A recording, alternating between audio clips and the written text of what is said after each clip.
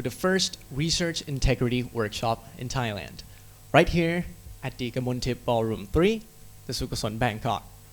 My name is Sukhsotchun Sukhsomjit, a senior from the Faculty of Arts, MC of Jula, and your host for today's event.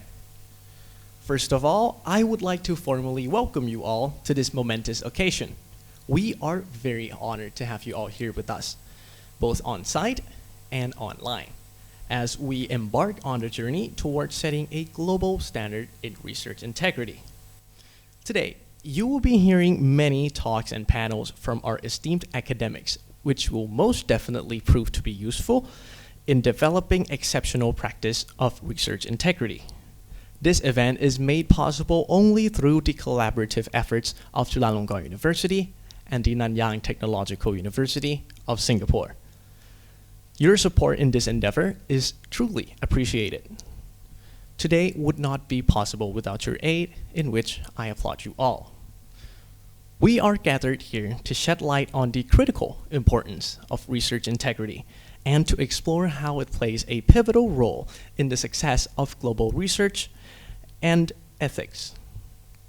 Our goal is not only to promote research ethics, but also to inspire a culture of integrity within our academic communities. I would like to emphasize on the importance of participation for both all on-site guests and online. As for our online participants, I ask that you please stay with us until the end of the event, as you can still participate through online chats. Today, we are privileged to have many renowned academics from several institutes who will share with us their expertise and insights on the various facets of research integrity. Next up from this moment, we will be receiving a welcoming speech from Assistant Dr. Professor Thirayut Vilaiwan to begin the day on a bright note, as well as giving the objective of the meeting. We will then engage on the first talk of the day, which will be on the role of the Research Integrity Officer, followed by the topic of the standard of research integrity, and after the two talks, there will be a brief coffee break, and our sessions will resume with the challenges and solutions regarding research ethics. Challenges and solutions regarding research integrity in the 21st century panel discussion, in which the panel discussion and its Q&A session will end at 12 o'clock, where we have prepared a lunch break for you all, and where we also highly encourage you all to network and enjoy each other. And at 1 p.m., we will resume with the talk on academic research integrity at Chulalongkorn University, from policy to practice, followed by the session by our esteemed guest from the Nanyang Technological University of fostering research integrity through research data management and open source, and ends with yet another coffee break. At 2:40 p.m. will be another session by another of our gracious guests from Singapore on the work of the Research Integrity and Ethics Office. Lastly, our last talk of the day will be on research integrity in publications by the Singaporean publication Elsevier. And lastly, we will end the day with a closing speech by Professor Dr. Thirayut Vilaiwan. And of course, I would like to once again extend our heartfelt gratitude to our distinguished academics, participants, and everyone who saw the utmost importance of research integrity and made today's workshop possible. And now, to officially begin today's workshop, I would like to welcome Assistant Professor Dr. Thirayut Vilaiwan, Chairperson, Academic and Research Ethics Committee of Chulalongkorn University, to the stage to give a welcoming speech. Please welcome.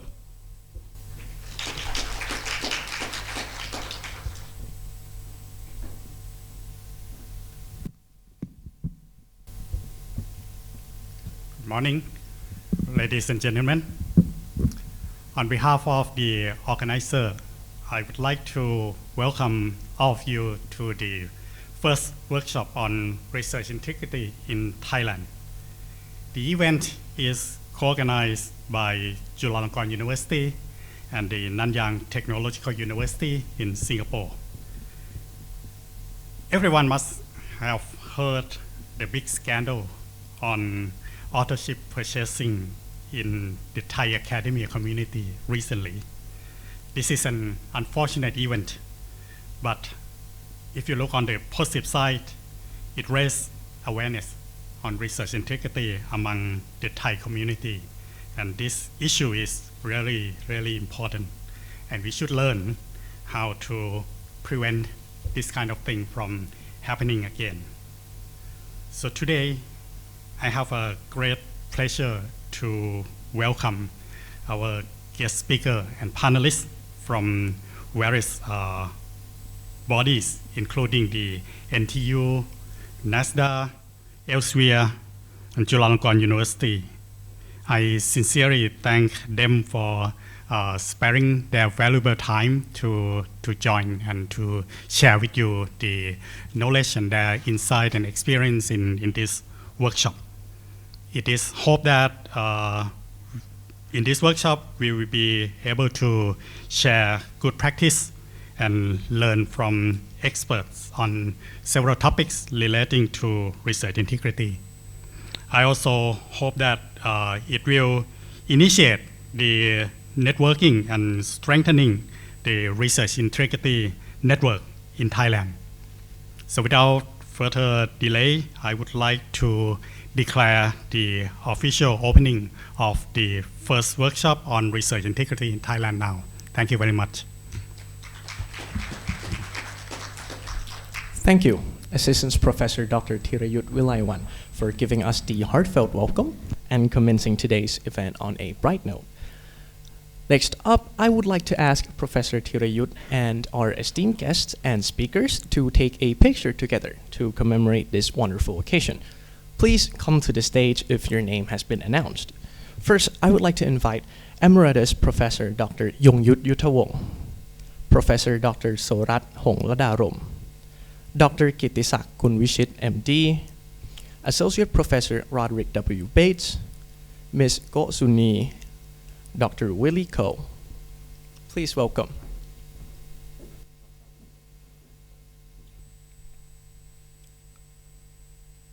And to further mark this day as the momentous occasion that it is, I would also like to ask you all to take a picture with our participants from Zoom as well.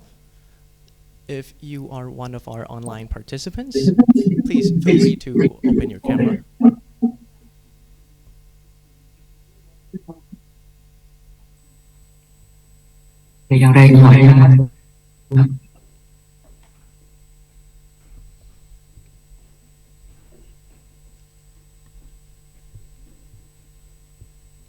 And before we begin, I would like to take a moment to once again give my heartfelt gratitude to our kind guests from the Nanyang Technological University of Singapore for making today's workshop possible.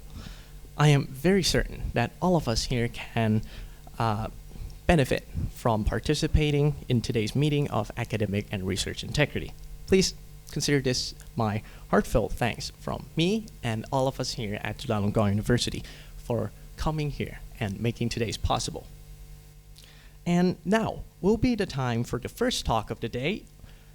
I would like to offer our sincere gratitude and a warm welcome to Associate Professor Roderick W. Bates from the School of Physical and Mathematics Science, Nanyang Technological University, to hold a session on the role of the Research Integrity Officer and research integrity in the 21st century. Please welcome.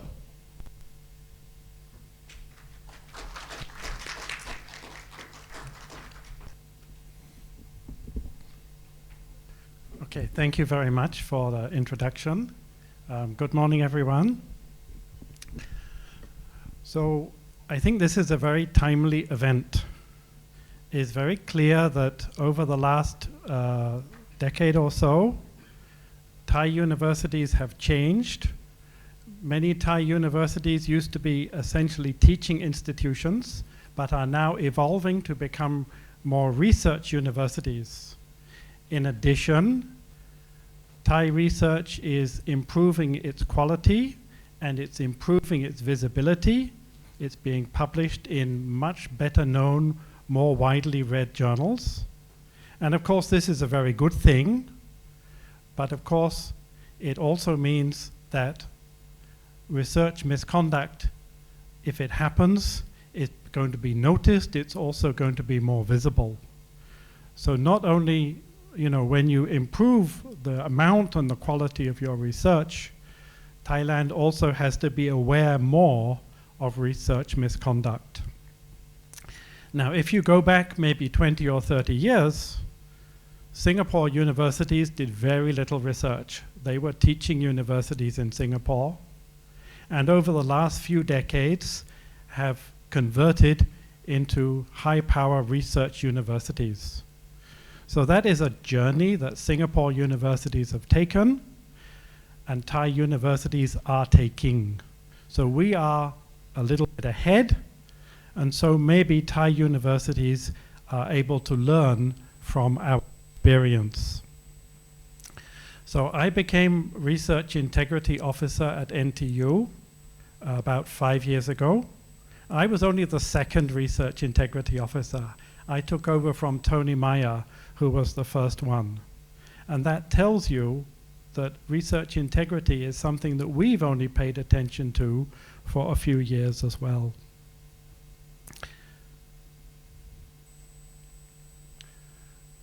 So there are many different forms of research misconduct.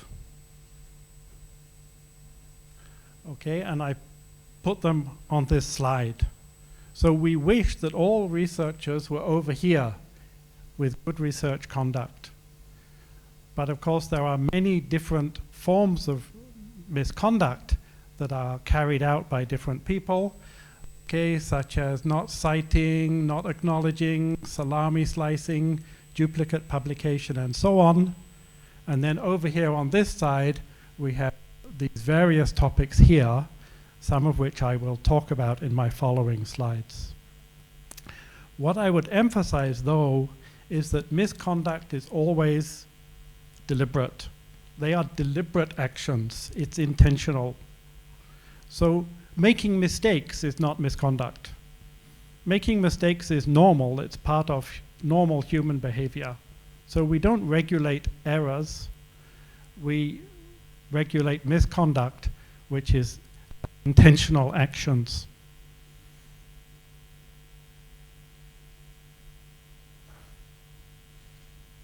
Okay, so first of all, has there been research misconduct at NTU?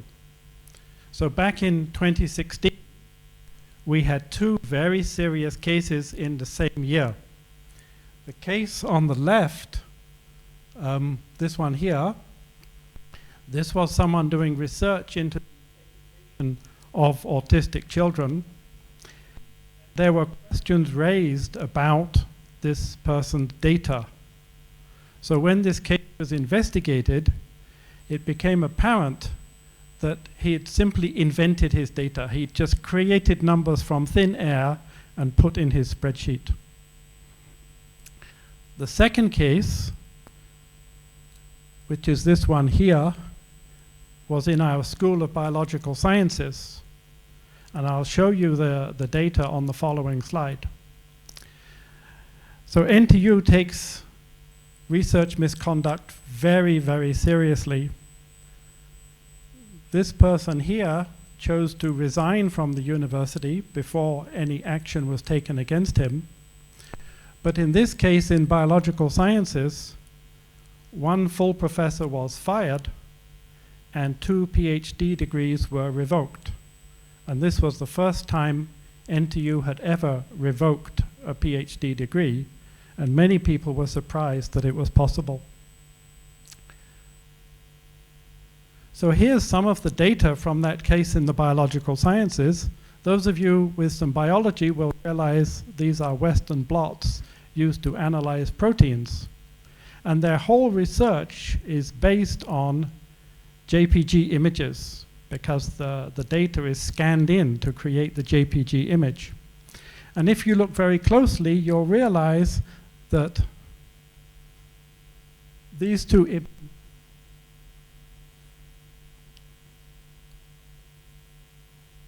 okay, sorry about that. If you look closely, you'll realize that these 2 images are absolutely identical. So what they had done their experiment did not give them the result they wanted.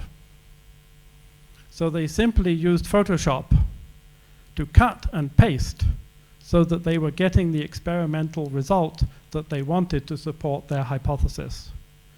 And the committee that investigated this, which included me, we spent many hours going through different JPG images from multiple publications, identifying and confirming that there had been cutting and pasting of images. So this resulted not only in the termination of the faculty member and the revoking of 2 PhDs, but it also resulted in the retraction of 8 publications.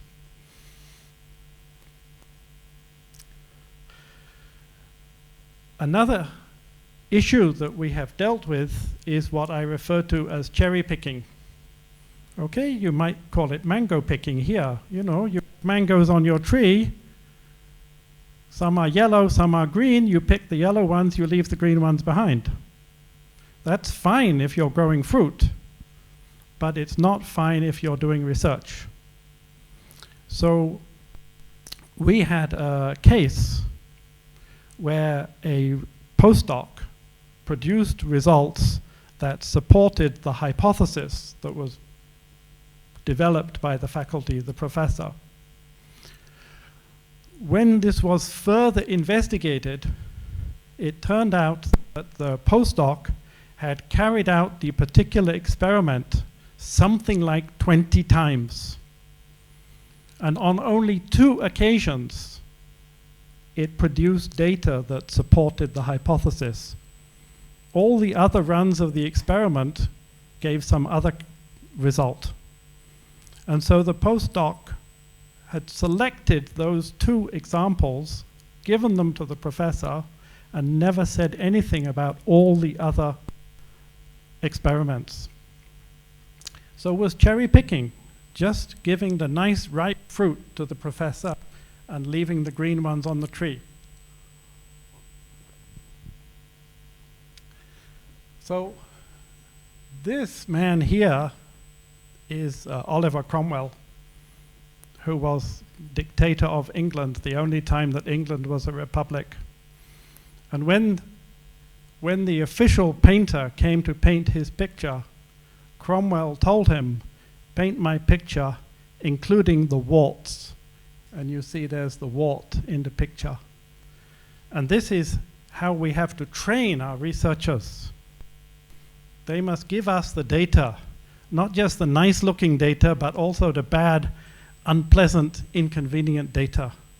So we have to train our researchers to be honest when they give data and not just give the nice data.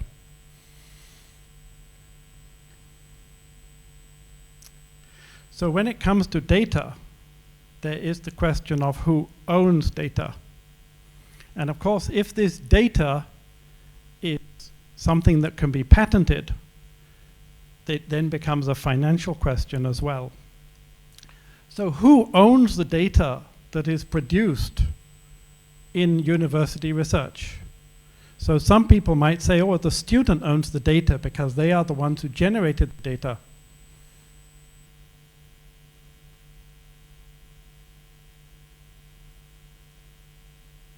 Okay. You might claim it's the professor who owns the data because the student works for the professor. But this is not correct, because the professor works for the university. Okay. So the owner of the data is the university. So data should not be taken away from the university just freely if you feel like it. The exception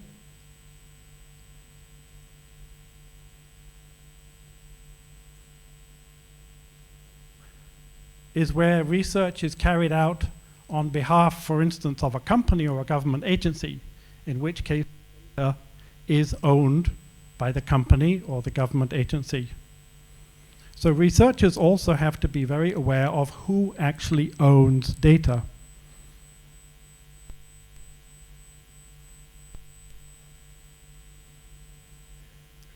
So let me give you one case that I handled a few years ago. We had 2 professors we'll call them A and B, and they work together on a particular project.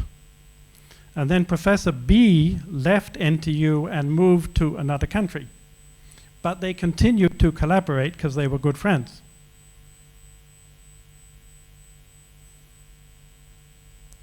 Okay. So they were doing research on behalf of a public agency, and the public agency was supplying them with data to analyze. So the public agency gives it to Professor A in NTU in Singapore.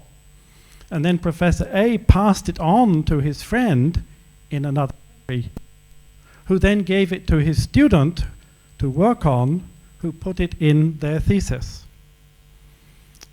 Right? Now, of course, this is not his data to give away. So this is in contravention of the conditions of receiving the data. So then we had a complainant,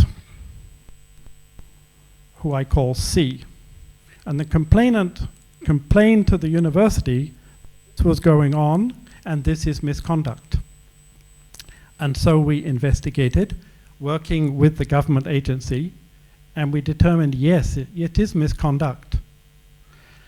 So we took internal disciplinary action against Professor A, because he should not have done this without permission from that government agency. Now, this complainant claimed that he was someone working for this public agency, but we were convinced there was no one at that public agency who matched this person. And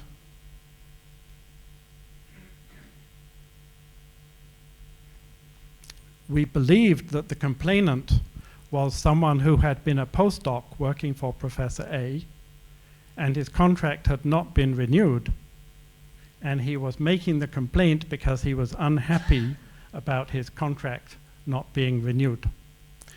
So this raises the point that some people will use your complaint system in order to get some sort of revenge because they're unhappy about how they've been treated. So one of my colleagues refers to this as weaponization, using research ethics as a weapon. So our position is that it doesn't matter what is the motive of the complainant. A complaint is a complaint, and it will be investigated regardless of the person's motivation. What happened in this case, as standard practice, I informed the complainant that we found that their complaint was valid and that we had taken action.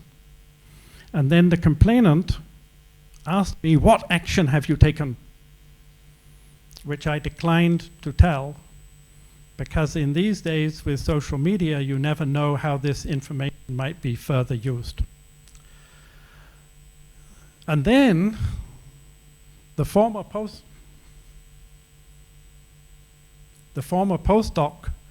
using his real identity, wrote to me saying, "Oh, I've heard about this case.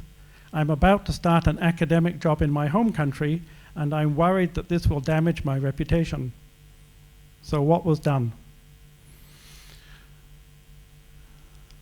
So he told me the name of the institution in his home country where he was going to work. So I replied to him that I know this institution. I know a very senior faculty member at this institution, so I will be happy to discuss your case with that senior faculty member. And then I never heard from him again. Now, I didn't lie. It's actually true. I did know a senior faculty member at that institution. So that was a stroke of luck. Okay, now data ownership goes two ways. Not only do we not want our data going out, we don't want other people's data going in, because we respect the rights of other institutions. So this was a case where a faculty member had a postdoc who produced data, but the faculty member realized that the data could not come from NTU because we did not own that instrument. And it turned out that this postdoc had taken data from the university in his home country, brought it to NTU, and tried to pass it off as data that he'd collected at NTU. So we would not accept that.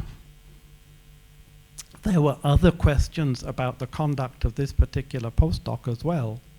And in the end, the postdoc decided to resign from NTU, and the faculty member could then hire someone new who could repeat experiments properly and generate credible and reliable data.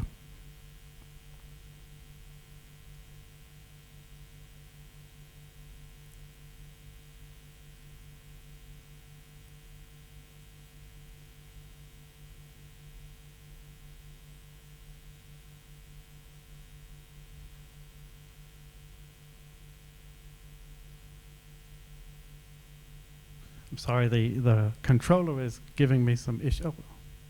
Oh, okay. So third question about data, third case about data. We had a postdoc working at NTU who had collected some data from experiments which their professor chose not to publish because the professor did not consider the data was of sufficient quality for publication. So that postdoc then returned to their home country to a new faculty position, and they thought they needed to get a publication quickly to establish their reputation there. So they attempted to publish the data that they'd collected at NTU. They had brought it with them, they wrote it up as a paper, and they submitted it. And when they submitted it as a paper, they did not include the name of their supervisor from NTU, and they did not include any mention of NTU at all. Unfortunately for this person, they were working in a very niche area, a very specialized area.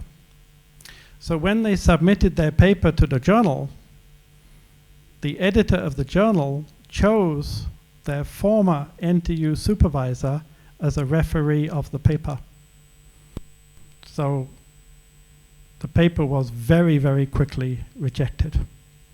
Of course, we're unable to take any disciplinary action against this person because he's no longer at NTU, but I think this person learned his lesson from this incident.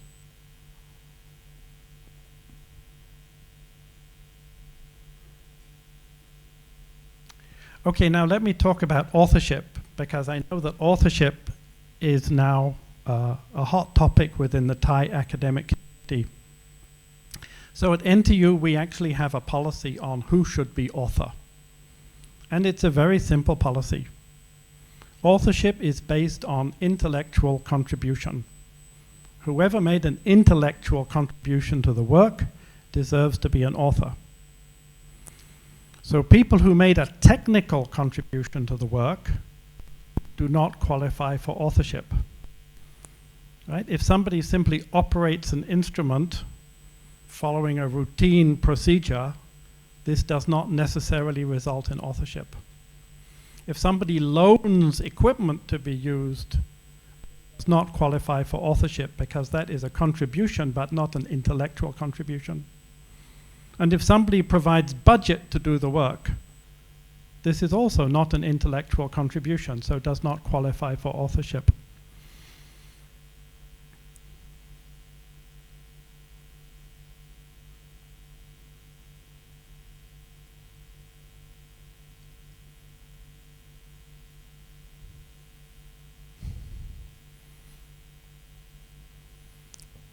Let's let the technical guys just click the right thing to bring the slide back. Okay. So, authorship for sale. Fortunately, this has not happened, to my knowledge, in NTU. The reason is that faculty at NTU and also students at NTU are all aspiring to publish in the highest quality journals. And this kind of authorship for sale tends to happen in lower level journals. Okay? We know there are abuses going on around the world, particularly issues of journals with guest editors. but so far I have not seen any cases of authorship for sale in Singapore. The other authorship issue that sometimes comes up is gift authorship. And this is where authorship is given as a reward for something. Okay. So I was giving a similar talk about a week ago in another country, and there was one member of the audience who got a little bit excited when I talked about data. And he specifically said, we give authorship to students. And I corrected him. I said, we don't give authorship to our students. Students earn their authorship. I got a round of applause for that. But we did have one case of a faculty member who was abusing authorship. Students who pleased him in some way, he would give authorship.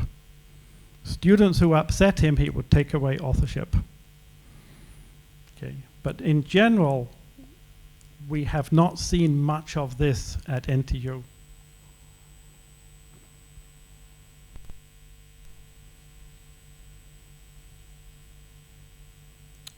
We did have a very interesting case very recently of fictitious authorship. So I was contacted by the library and by the School of Civil Engineering, and somebody in civil engineering had seen some papers where one of the authors was called Toshiyuki Bangi with an address at NTU. And they said, we've never heard of this person at NTU. So I checked with our human resources, and they said, we have never employed anyone by this name at NTU. So he was a co-author with a number of authors from another country. So I wrote to the corresponding author asking, who is this person? No reply. So I wrote again, who is this person? No reply. On the third time, he replied. And he said, basically, that he made up this person, put our address, gave him a Hotmail address, because he thought it would speed up the review process. Now, there have been many cases of people abusing the review process in one way or another. And this is not the only case of a fictitious author, where people make up an author at a well-known university, put them on the paper because they think that it will help it during the review process. So what I did was write to the publishers. So most of these papers were published in Elsevier journals, and Elsevier were very good indeed. In a few days, Elsevier had retracted every single publication. I didn't ask them to retract. I just told them the facts, and they retracted. So this is what you do not want to see on your paper. Okay, one of these papers was published by Hindawi. Hindawi is still investigating the case. So this tells you something about the quality of different publishers.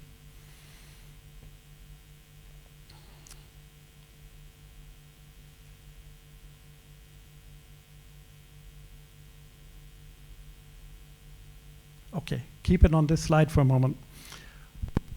The issue we have at NTU is about authorship, and particularly about the order of authorship. Who is the first author of the paper? And this problem is created by certain countries who insist that people will only get proper credit for a paper if they are the first author. Right? If you want an academic job in certain countries, you need not just papers, you need first author papers. So this is the argument. Which way round the names go? So this is a very difficult problem, because it's not uncommon to have two people working on the same project, collaborating, two students maybe, and they both think they did most of the work, and they both think they should be first author. So we had a series of cases like this, and they are always very, very difficult, because by the time they come to us, both sides are very fixed in their opinions. So now we have a process for dealing with this. We have a mediation process. So we form a small committee. We ask both sides to present their case, written submission. And then the committee looks at the two submissions and decides. Okay? And so before we start this process, we tell the two, AN student and BC student, you must accept whatever the committee decides. Okay? This is binding arbitration. And so this is how we deal with this kind of case now. But otherwise, if you try to get the two to negotiate and come to agreement, it's very, very difficult indeed.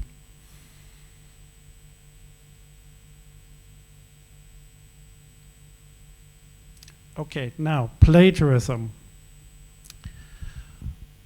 So when we think about plagiarism, we have to remember there are multiple forms of plagiarism. The most obvious one is text plagiarism, which is basically where you cut and paste.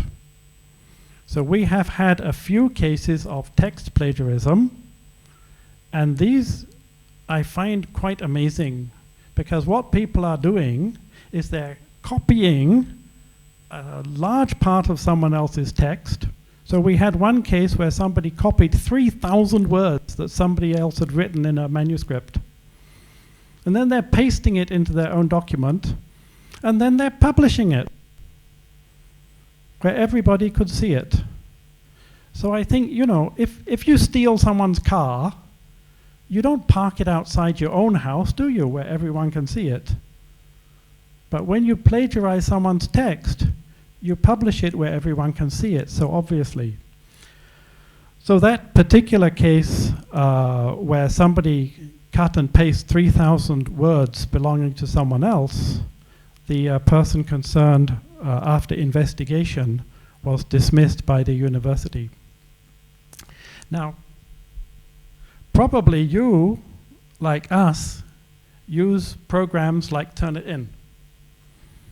Now, Turnitin is marketed as a plagiarism detector, but it's not a plagiarism detector. It is a text similarity detector. So many times when we write papers or thesis or reports, we use very standard text because there's no other way to express it. And of course, Turnitin picks all this up. So Turnitin does not detect plagiarism. It detects text similarity, which may be plagiarism, but may also be not. But Turnitin is very good because of the deterrent effect. So all of our PhD theses have to go through Turnitin before submission. And all of our research proposals also go through Turnitin as well before they're submitted. So the power of Turnitin is not so much that it detects plagiarism, but it acts as a deterrent of plagiarism. But we have to be aware that there can also be plagiarism of images, not just text. And Turnitin will not detect plagiarized images. So we have had cases of image plagiarism. The cases I've dealt with have been, we believe, inadvertent, where somebody has used a figure from somewhere else, but have forgotten to acknowledge it. Okay, but we have to be on the lookout for image plagiarism as well as text plagiarism. And then, of course, the most serious one is idea plagiarism, where people's ideas are stolen. So this I have not yet had to deal with, and I think this is probably the most difficult form of plagiarism, because if you had a complaint like this, how do you prove that person A took the idea from person B? Now let me turn to predatory publishers, predatory conference organizers. So this group of people you hear on the slide are attending a conference, and I'm sorry to say the venue for the conference is NTU. And this is a predatory conference. You submit an abstract and it will be accepted as long as you pay the registration fee. There is no review process at all. This is also how it works for predatory publishers. You submit your paper, the publisher will publish anything as long as you pay the processing charge. And these people are dangerous because they corrupt science, and it means that any nonsense can go into the scientific literature without any review, without any quality check at all. And this is obviously very open to abuse of all kinds. Now, this particular group, they booked the same venue at NTU for another conference, and clearly they're booking our venue because then they can legitimately put our name on their web page. But fortunately, we are allowed to cancel bookings. So I talked to the manager of the venue, canceled their booking. So they threatened us with a lawyer, but this is just an empty threat. And so I can't stop their conference, but at least I can stop them holding their conference on our campus and using our name. So I'm sure you all get lots and lots of emails like I do from different conferences and different journals. And sometimes it's hard to spot which ones are genuine and which ones are predatory. So one thing I do is look at the committee, the editorial committee or the organizing committee. And if it's a predatory one, it's people you never heard of from places you never heard of. Sometimes it's people you never heard of from famous places like Harvard or Stanford. But when you actually check, it turns out to be a postdoc or even a graduate student and not a faculty member. The journals typically quote impact factors, but not the real impact factor. It's some other impact factor, not the proper journal impact factor.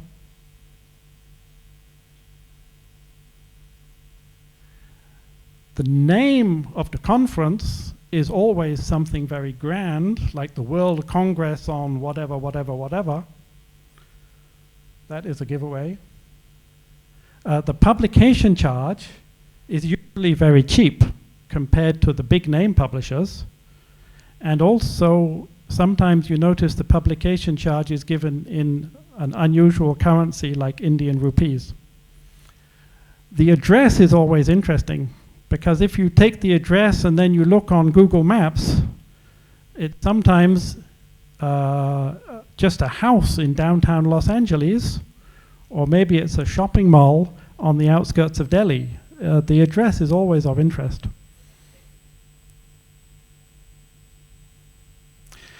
However, if I have to deal with a case involving a predatory conference, I need firm evidence.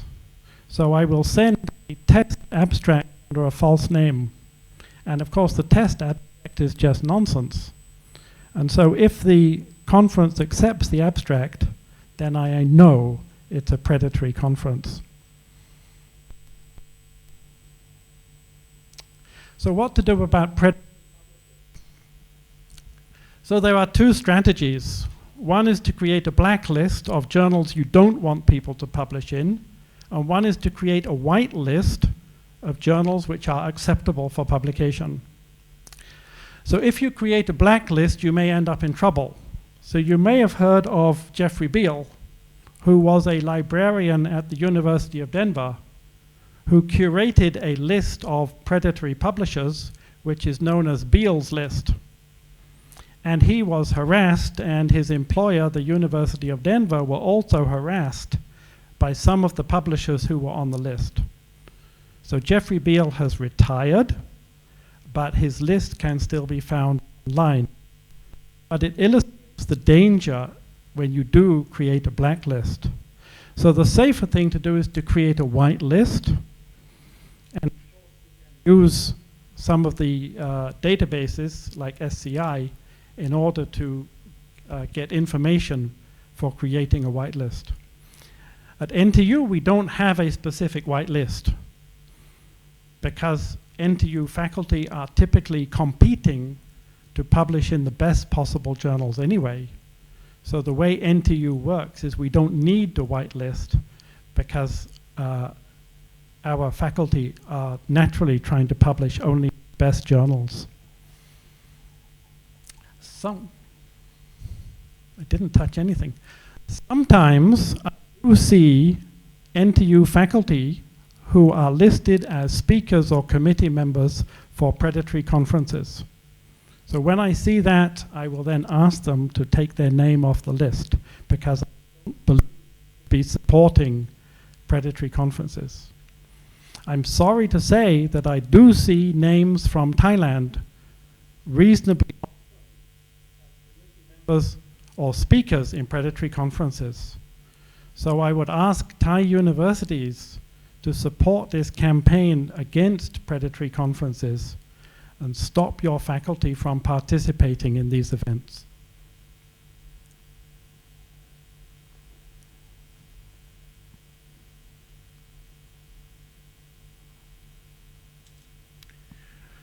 So very recently, of course, we've all been woken up to artificial intelligence with the release of ChatGPT. So now, of course, we don't even need to write our own research papers anymore because we can simply give the topic to ChatGPT and it will write it for us for free. So this creates questions.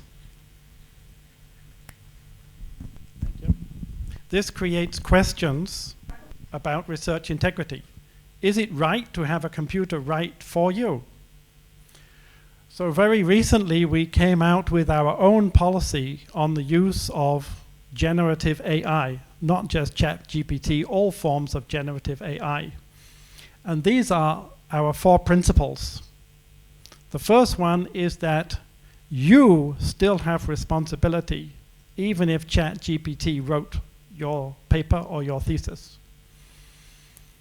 You should acknowledge, you must acknowledge use of artificial intelligence, generative artificial intelligence. ChatGPT cannot be an author of a paper.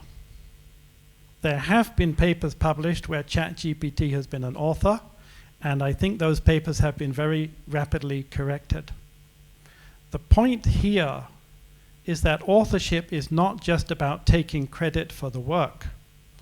Authorship is also about taking responsibility for the work.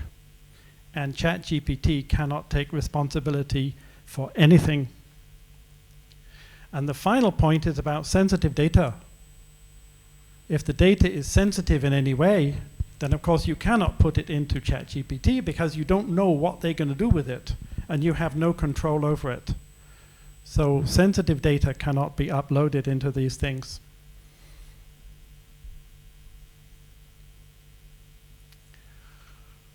So research ethics also involves human subjects, human tissue, and also animal experiments. And we have had a few cases where we have had to investigate these issues. But I'll leave this to my colleague, Dr. Willie Koh, because he handles this side of the business.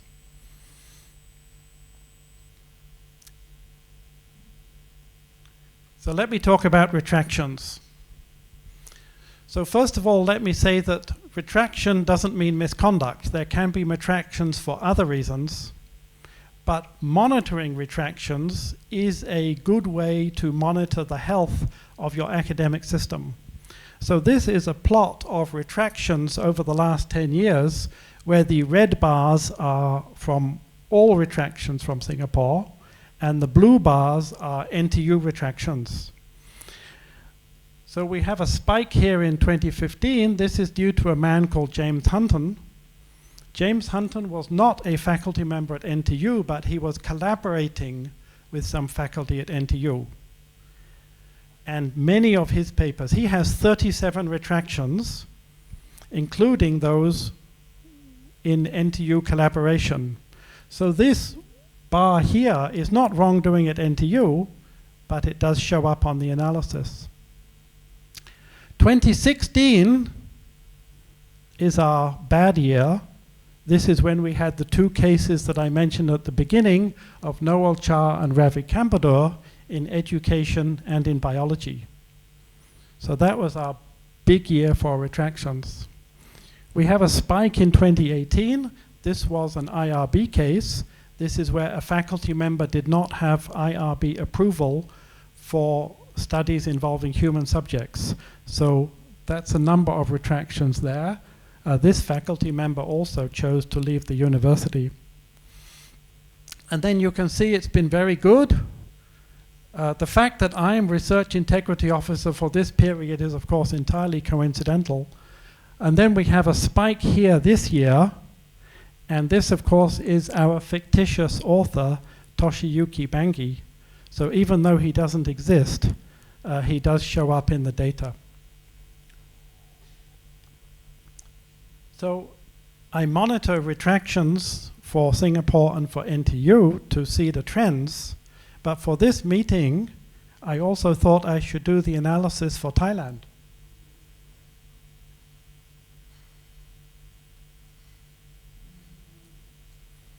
Next slide. There it is. So, as you can see, Thailand has some good years, but you can see this year there's an enormous number of retractions. So what I would suggest to research integrity officers around Thailand is that you look at these retractions and they will tell you what kind of problems you're having at your universities. And as you can see from this graph, you definitely need to take some serious action. I'm hoping that 2024 will be back to something like this. So this is our procedure.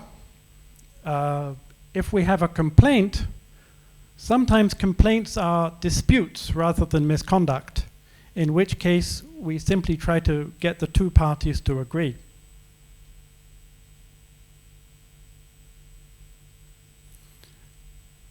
With complaints, we often have to liaise with other universities and particularly with publishers. So part of my job is contacting publishers and discussing these issues with them. But our procedure calls for what we call a preliminary investigation. So when I have a complaint, I do a preliminary investigation basically to see whether the complaint is valid or not. In many cases, we can settle it at that stage. And then the settlement goes to the Vice President for Research as the approving authority for any settlement. But if it's a very serious case, like those cases in 2016, then it will go to a very formal committee of inquiry. If the committee of inquiry decides there was misconduct, then it will be referred to the university's Board of Discipline, who will determine what sanctions are taken. And often in these cases, because by definition they're serious, the Board of Discipline will decide on dismissal of the person involved. So the Research Integrity Officer has many different jobs. One, of course, is to be an educator, to teach people about research integrity. One of them is a policeman, to investigate cases of research misconduct. One of them is like a fireman. When a fire starts, a metaphorical fire, is to try and put out the fire and solve the issue. And sometimes I feel the Research Integrity Officer is a kind of cleaner who has to go clean up the research mess after it's been created.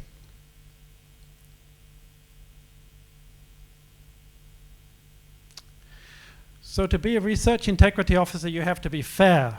You have to treat everybody equally. And that also means regardless of their status, whether they're president of the university or a first-year PhD student, they have to be treated fairly. Okay? And you have to remember that no one person is more important than your institution, as illustrated by the recent resignation of the president of Stanford University. And you have to be very persistent. Okay? As I showed you with Toshiyuki Mangi, I kept on asking, and eventually I got the answer. So you have to be very persistent, though some people might say it's being very stubborn.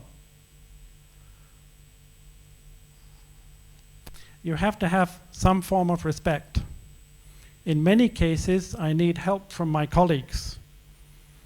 If cases are outside my own discipline, then I often need to go get help from colleagues in other departments. And I'm happy to say that my colleagues at NTU have always been very supportive. And without that support, I couldn't do the job. Finally, you have to be aware that some people will not be happy with what you do.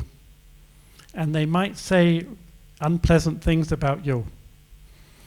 Okay, so you have to have some kind of thick skin so that you can tolerate these kind of comments. So here is a couple of very valuable resources that I will share with you. That retraction data that I showed on those two bar charts, this comes from Retraction Watch.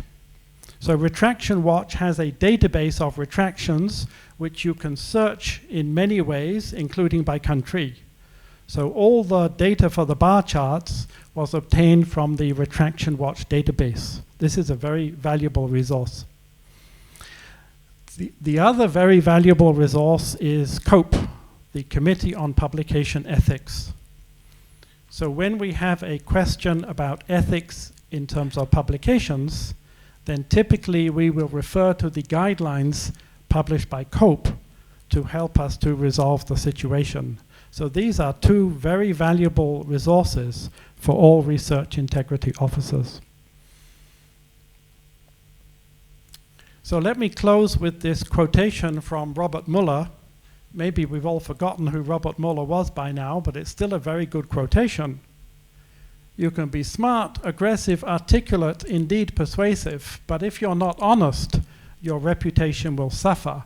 And once lost, a good reputation can never ever be regained. And please remember that in Thailand, you're not just talking about the reputation of your university, but you're also talking about the reputation of your country. So, thank you very much, and let's all work together to promote good research conduct. ขอบคุณครับ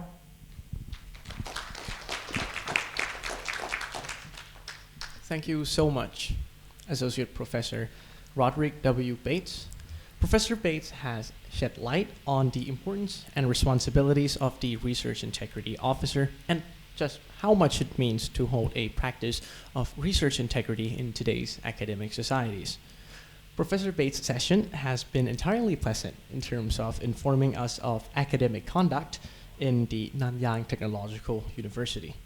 I am very certain that today's workshop can help us here at Chulalongkorn University to understand the importance of the Research Integrity Officer in our contemporary society. And of course, our workshop have also prepared a souvenir for you all that are here with us as well that can aid you in the process of keeping track of your research by yourselves, which I will elaborate on the details later on.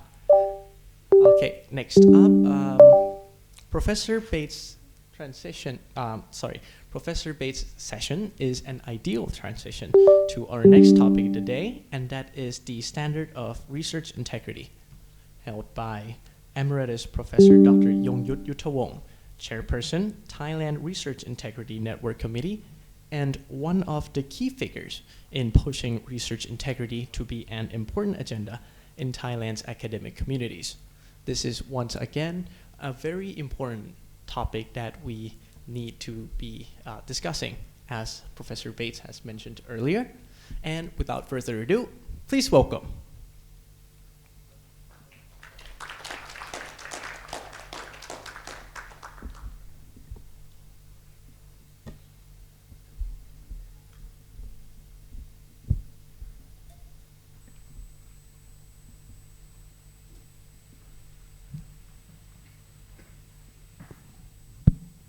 Good morning. My topic is really the suggestion of Dr. Thirayut himself, on the title of this meeting, and it really looks at the broad picture of research integrity. In fact, it looks into the issue of research ethics as well. So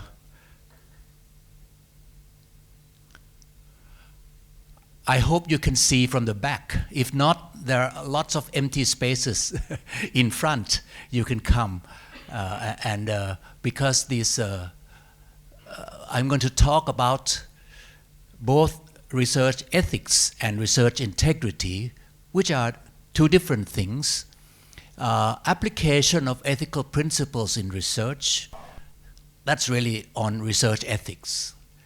Whereas research integrity is really what Rod Bates has just been telling us about in detail, is being honest and having moral principles in research. So I will talk about causes of mistakes in science and technology, controversial issues, roles of scientific ethics in science and technology, and social development. And I'll be talking about standards of research integrity, issue of whether we call it standard, one standard, or standards, many standards. Ethical misconduct in research a little bit, new threats to research integrity, recent case studies in Thailand, and the Thailand Research Integrity Network, which has been formed together by NASDA, the National Science and Technology Development Agency, and the Thailand, the National Research Council of Thailand, NRCT, which is now the National Research Office. And then we have the draft principles of research ethics and the conclusion. I hope this can be done in 40 minutes, right?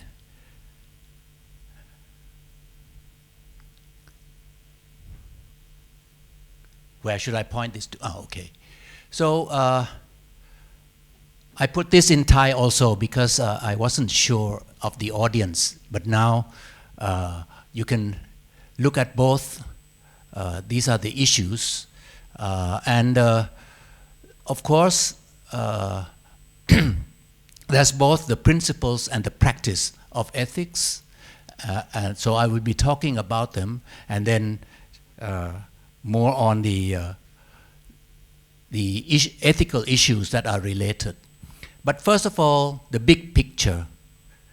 Research ethics is really broader than research integrity, and you can see I'm quoting from Professor Koji Omi, who's passed away a few years ago. He's not a scientist. He was not a scientist, but he was, in fact, a politician who was former Minister of Foreign Affairs. But he was very interested in science and technology, and he took notice of what we can call now, what he calls then, lights and shadows of science and technology. Science and technology has both benefits and harms, and we actually experience it ourselves already,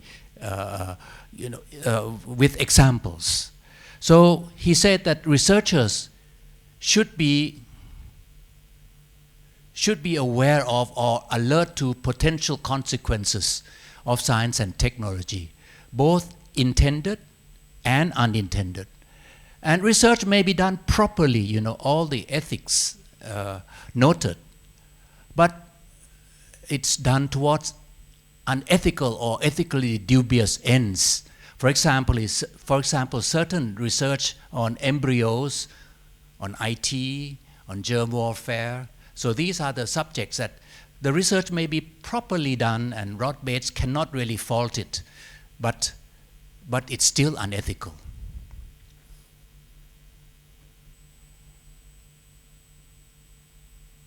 So, for example,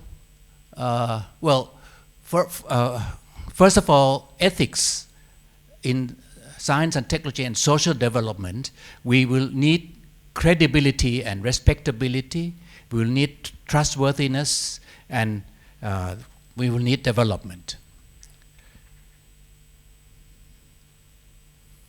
I have difficulty in moving this. Oh, now it's moving too fast. So, research integrity is really conducting research in a way that allows others to have trust and confidence in the methods and the findings that result. These I take from Imperial College and University of Edinburgh, and I'm sure many other places as well.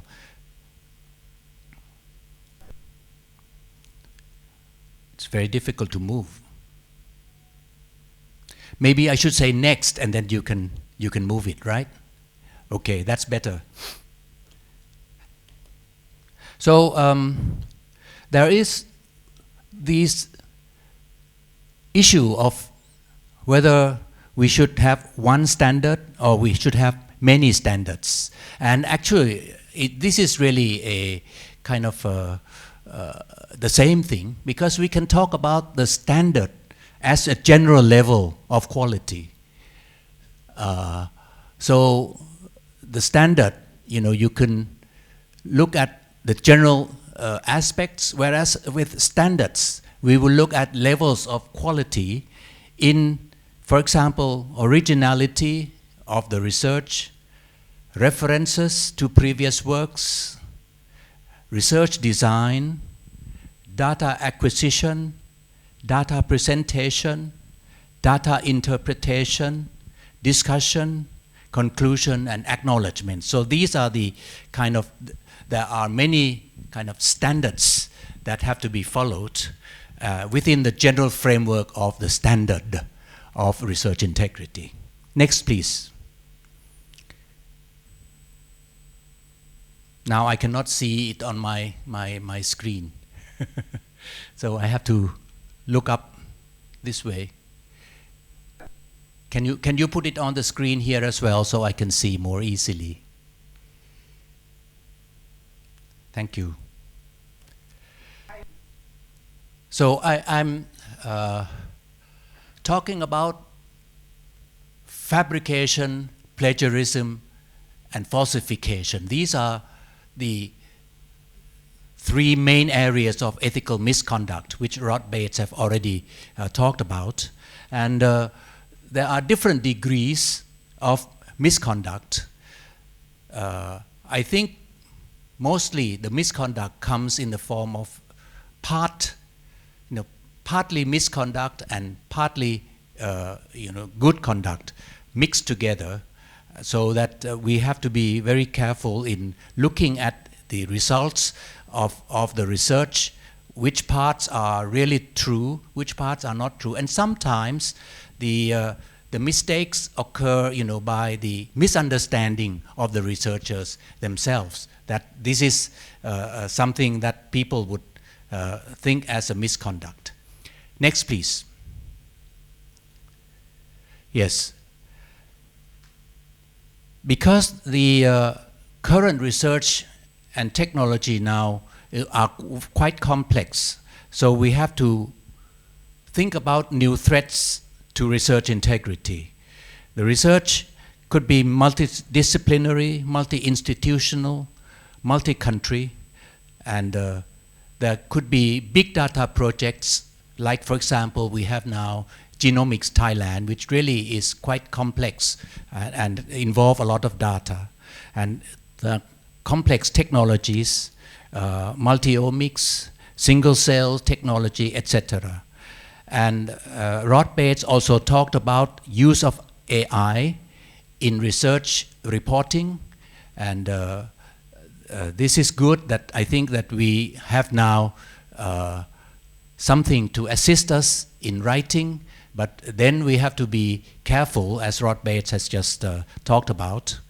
And sometimes it's very hard to verify the accuracy and the bias that's in the research. So we need really to be very careful about all these various things.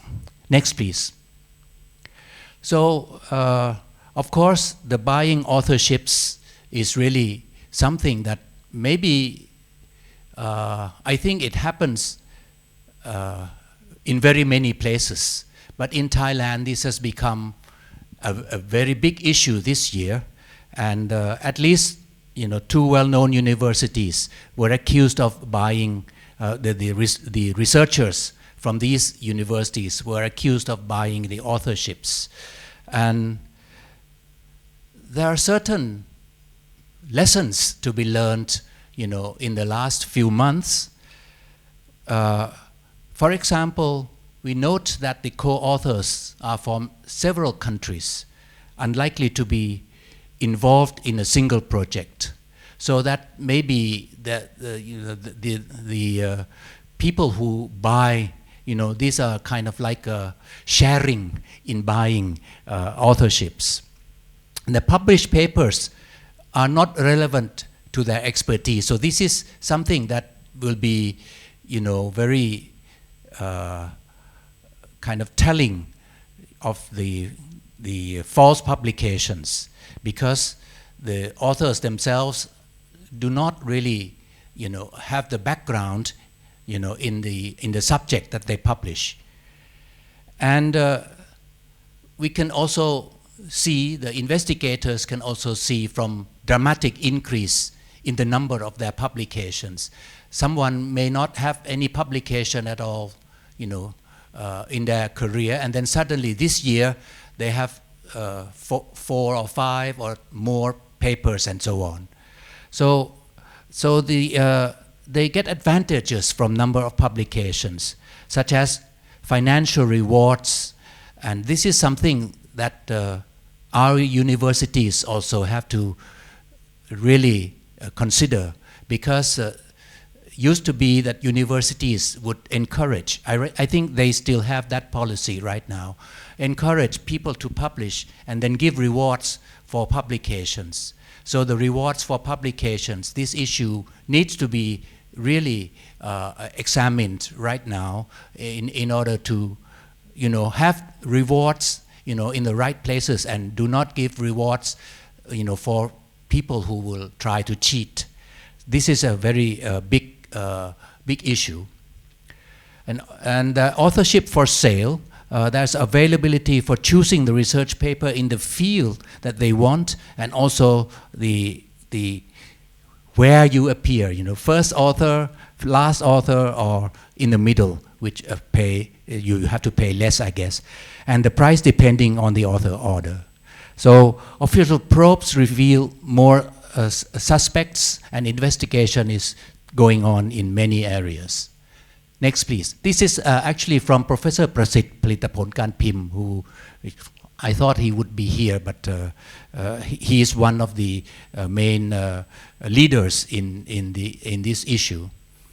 So for mitigation of these various problems in Thailand, and also, I think that it's a good time for researchers to come together to look at these problems, as well as the constructive ways, to promote research and publication in Thailand. We have formed the Thailand Research Integrity Network, or THRIN, THRIN, and this is composed of people who are interested and experts, in research integrity and ethics aspects, researchers as well as research scientists and research organizations, and representative from universities like National Research Council of Thailand and the National Science and Technology Development Board. So the roles of THRIN is really to exchange knowledge and experiences to support the development of research integrity, to give advice to universities about research integrity, to create cooperation at both national and international levels. And the latest activity is open recommendation to all universities to raise awareness and implementing preventive measures against research misconducts and encourage internal promoting and regulatory activity. So I'm very glad that Dr. Thirayut and his team has organized this event today. That really goes towards our objectives. Next, please. These are some of the people who are involved, and many of them are here today. So from various universities, from the National Research Council of Thailand and from NASDA. Next, please. The objective of THRIN really is to increase awareness on research integrity at the institutional level, to show and to keep everyone on the same page about the good research practice. And currently there are 96 universities, 98 universities and institutions participating. Next, please. We had a meeting just last month, a few months ago, with 126 participants. So that really kind of kicked off the network. Next, please. So to end the talk, I think that I would like to come to the issue of ethics as well as the laws and rules and regulations and integrity. It's really compliance with laws and rules alone is, I don't think it's really enough to meet the standards of research integrity, because it's almost like doing the minimum so that we can be free from falsification, fabrication, and plagiarism. So it's important, but not enough. Unethical acts may avert laws and rules, but may be inferred by various means.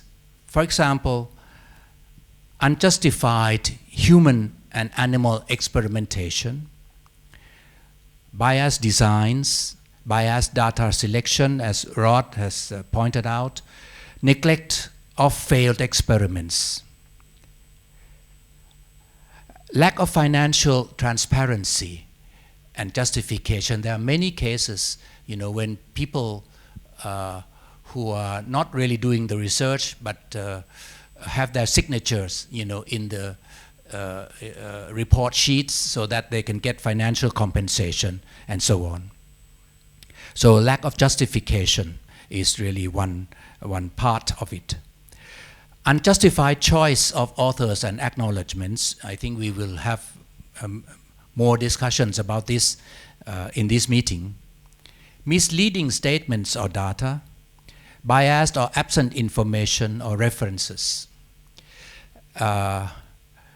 The Thai saying is that กรรมเป็นเครื่องชี้เจตนา I guess the overt act indicates the interior motive. Next, please. So at the present, the THRIN, or the network, is now working on the principles of research ethics. That would be a short publication that have the objectives to announce the intention about Thailand research standards and ethics, and to be guiding principles for research integrity. And the authors are the Office of Research Integrity of NASDA, and there are people who are involved, from the network, that is the THRIN, and since this is English, we have also the individual helper, David Ruffolo, to help with the English, and the National Research Council of Thailand is, of course, participating. Next, please. There are 4 key principles for this.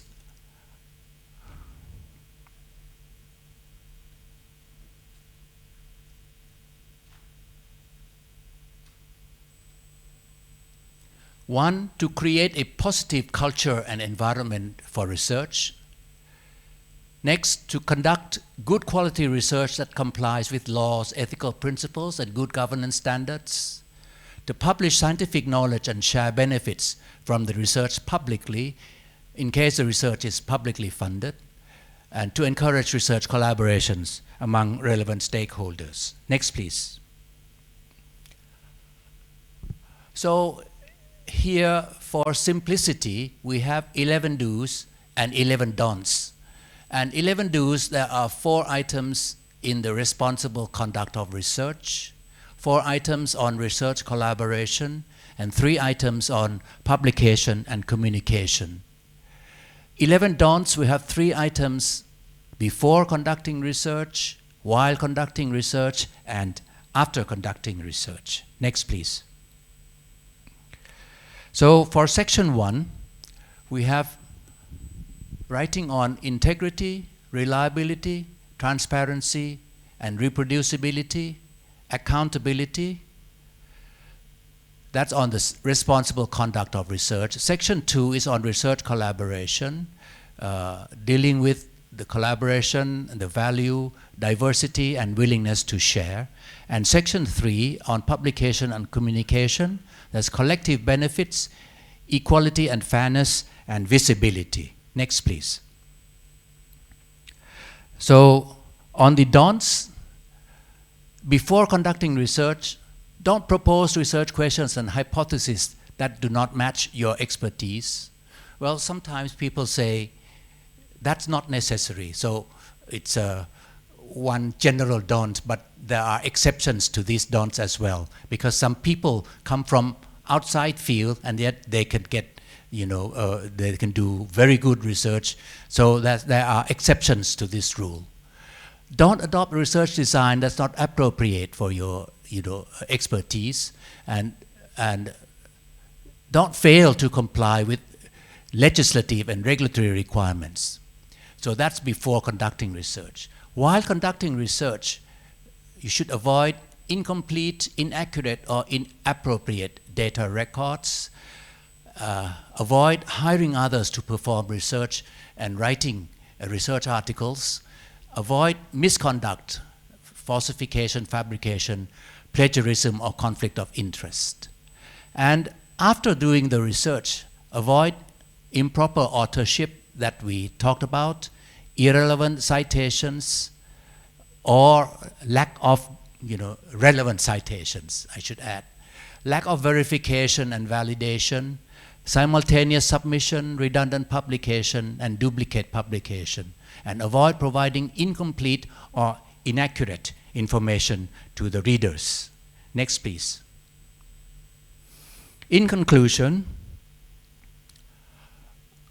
research integrity is really very important to the health of research, for credibility everywhere.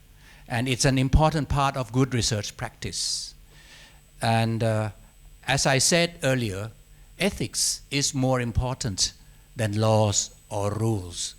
Laws or rules are just minimum because ethics is really more complex and more broad range than just laws and rules. And recent events of authorship buying and availability of IT tools considerably increase the concerns of universities and research institutes that we have to really deal with it. And it's very good that today we are going to talk more about these issues. I guess that's the end, right? Next, please. Do we have any? We may have some reserved slides, but we don't need it. Thank you very much. Thank you. Thank you so much, Emeritus Professor Dr. Yongyut Yuttawong, Chairperson, Thailand Research Integrity Network Committee. Professor Yongyut had explored the utmost standard of research integrity in Thailand with us today, and by upholding ethical standards in our research practice, I'm sure we can contribute greatly to the noble pursuit of knowledge. And now will be the time for our 5 minutes coffee break. After this, you all are very welcome to enjoy our break food, which will be served right outside of the hall, and you can take to enjoy them right here. But before then, our first two sessions of the day has been greatly enlightening. Associate Professor Roderick W. Bates had delved into the role of the Research Integrity Officer in the ever-evolving contemporary societies, where research conduct can be easily accessible, and that the role and responsibilities of the Research Integrity Officer have to be more extensive, considering the various facets of academic research as well. And then, Professor Dr. Yongyut Yuttawong had also held a talk on the standard of research integrity and shared his insights on the general level or levels of quality of research, as well as the importance and principles of research ethics. Now, before we enjoy our break, I would like to give a quick announcement. Chulalongkorn University had prepared to give you all a souvenir for today's workshop as well. This is a lab notebook which can aid you in the process of gathering and conducting research. This notebook right here will be given to you all in the lunch break. Today's workshop has been a great step forward in fostering ethical research practices in our international academic communities. And so far, we have prepared several other informative sessions that will be waiting for you all as well after this break. And for now, you all can enjoy it, and we will resume at 10:45. Thank you.